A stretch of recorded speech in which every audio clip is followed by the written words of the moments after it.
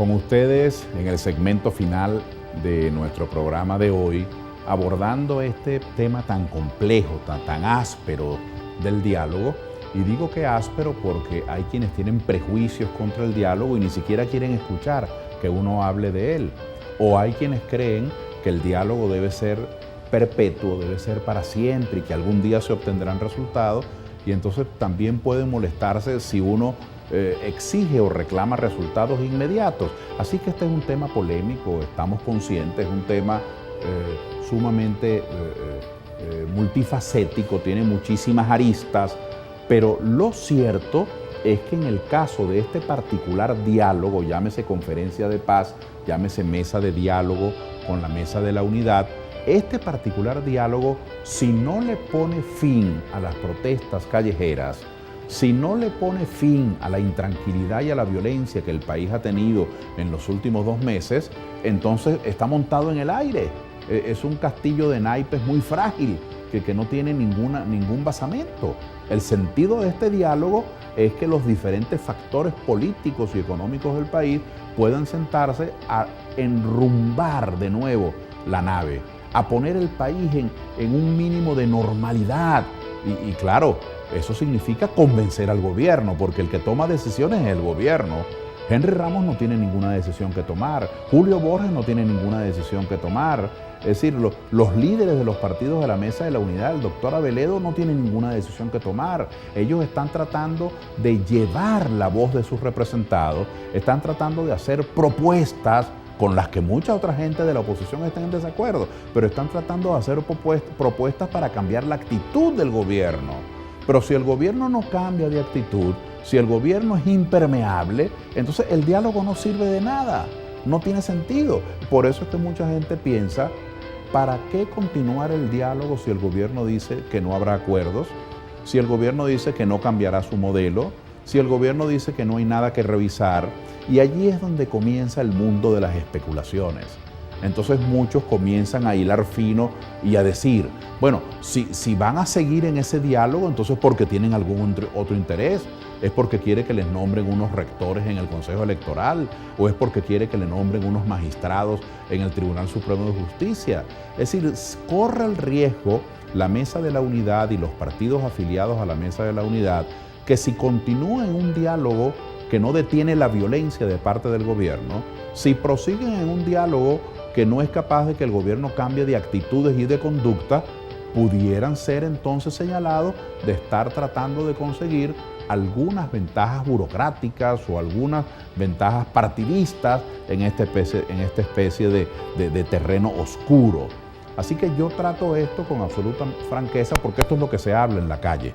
Es decir, si la gente no observa un rendimiento directo, un rendimiento claro del diálogo, la gente comienza a suponer entonces que hay objetivos ocultos en el diálogo. Es necesario que el país retome su normalidad. El gobierno debe entender que lo que está en juego es Venezuela, no es un interés parcial. El gobierno sabe que esos estudiantes que están detenidos, en su inmensa mayoría, es posible que haya alguna excepción, pero en su inmensa mayoría son muchachos inocentes, a los que han detenido sin orden judicial, a los que han tenido incomunicados, a muchos de ellos los han torturado, a muchos de ellos que son inocentes los han liberado, algunos de ellos, pero entonces le ponen como condición que no pueden declarar, que no pueden manifestar, que no pueden acudir a tales o cuales eventos políticos. Es decir, les quitan sus derechos ciudadanos. ¿A cuenta de qué? ¿En razón de qué un ciudadano va a estar privado de sus derechos simplemente porque eso sea la condición de una libertad precaria? Entonces, si el gobierno no libera a los estudiantes y si el país no siente que hay un cambio de conducta, que en vez de reprimir se va a rectificar y se va entonces a enjuiciar a los que fueron responsables de tantas víctimas, si el país no percibe eso, ¿quién puede garantizar entonces la paz? ¿Quién de nosotros puede hablar en nombre de otro cuando hay tanta gente lastimada, cuando hay tanta gente que reacciona por sus propios medios? Es decir, no es verdad que ningún dirigente político, o gremial, o sindical, o académico, o de cualquier otra instancia vecinal, comunitario, pueda tener en el puño de su mano la conducta de los demás. No, si los venezolanos en general están observando abusos y atropellos de parte del gobierno o de parte de quien sea, pero en este caso de parte del gobierno, esos venezolanos van a protestar y van a reaccionar. Así que las protestas, la intranquilidad no va a desaparecer si no desaparecen las causas y si no cesa la represión de parte del gobierno que está acudiendo a protestas pacíficas. Es el gobierno el que las hace violentas, presentando sus tanquetas, sus bombas lacrimógenas, sus armas largas, sus agresiones, la actuación conjunta con bandas armadas.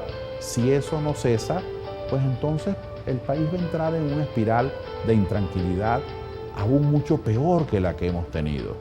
Por eso, más allá de estos intentos de diálogo, desde acá le hacemos un llamado firme, respetuoso, cordial, venezolanista, a todas las personas que tienen en sus manos decisiones, a jueces que han tenido en sus manos actuaciones en este conflicto, a fiscales del Ministerio Público, a abogados, a dirigentes políticos, al presidente Maduro, a los ministros del despacho del gabinete del presidente Maduro, a los dirigentes del gobierno que son los que tienen el poder y que manejan las instituciones. Pónganle fin a la represión, suelten a los estudiantes, enjuicien a los responsables, tengan humildad para modificar las políticas equivocadas que han ido creando en el campo de la seguridad, en el campo de la economía, en el campo de la política, que han ido creando roces innecesarios. Cuando hay capacidad de rectificar, se puede retomar el camino. Si se continúa en la soberbia y en el autoritarismo, tendremos malas noticias.